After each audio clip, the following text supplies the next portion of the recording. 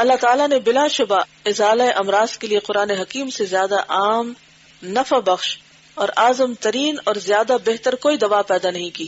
کیا ہمارا یقین ہے اس بات پر؟ کیا کسی کا کوئی تجربہ ہے کہ قرآن پڑھنے کے بعد اس کی کوئی بیماری دور ہوئی ہو؟ الحمدللہ. یہ کہتی ہیں کہ مجھے میگرین ہوتا تھا، میں نے کوئی خاص وظیفہ تو نہیں پڑھا، لیکن جب سے قرآن پاک پڑھنا شروع کیا ہے تو اس کا وقفہ بہت بڑھ گیا ہے، یعنی دیر بعد یہ تکلیف ہوتی ہے. جی آپ کیا کہتے ہیں؟ میری ایک نند ہے، وہ کافی ینگ تھی اور ان کو اچانک بریسٹ کینسر ڈیٹیکٹ ہوا. تو میں نے اچانک دیکھا کہ وہ استاذہ کی درس میں بھی زیادہ آنا شروع ہو گئی اور کلاس میں بھی آنے لگی، اور مجھے نہیں تھا پتا اس وقت ان کو کینسر ہو چکا ہے.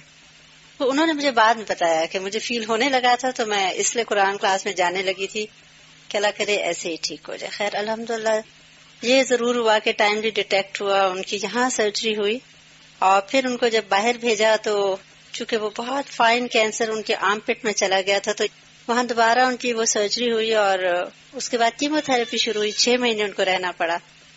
تو آپ کو پتہ ہی ہوگا کہ کیمو تھراپی اتنی سخت ہوتی ہے کہ اندر تک جلا دیتی ہے انسان کو، بلڈ سیلز بھی ختم ہو جاتے ہیں. اور وہاں وہ کہتی ہے کہ میں کھا بھی نہیں سکتی تھی، میں صرف کھجوریں کھاتی تھی اور میں قرآن سنتی تھی، استاذہ کی کیسٹ سارا ٹائم سنتی رہتی تھی وہاں. تو وہ کہتی ہے کہ وہاں ڈاکٹرز اتنے حیران ہوتے تھے کہ انہوں نے مجھ کو ایک سیمپل بنایا ہوا تھا، اور وہ ڈاکٹرز اپنے سارے اسٹوڈنٹس کو بتاتے تھے کہ یہ مطلب ایک ایسا انوکھا کیس ہے کہ جو تھراپی لینے کے بعد ایکسپیکٹڈ ٹائم سے بھی بہت جلد اس کا بلڈ کاؤنٹ پھر باؤنس بیک کر جاتا ہے، and she is ready for the next shot. اور وہ کہتے ہیں کہ میرا نام انہوں نے وہاں ٹف چک ڈالا ہوا تھا. وہ ہمیشہ کہتی ہے کہ میری 2 تھراپیز تھی، قرآن اینڈ ڈیٹس.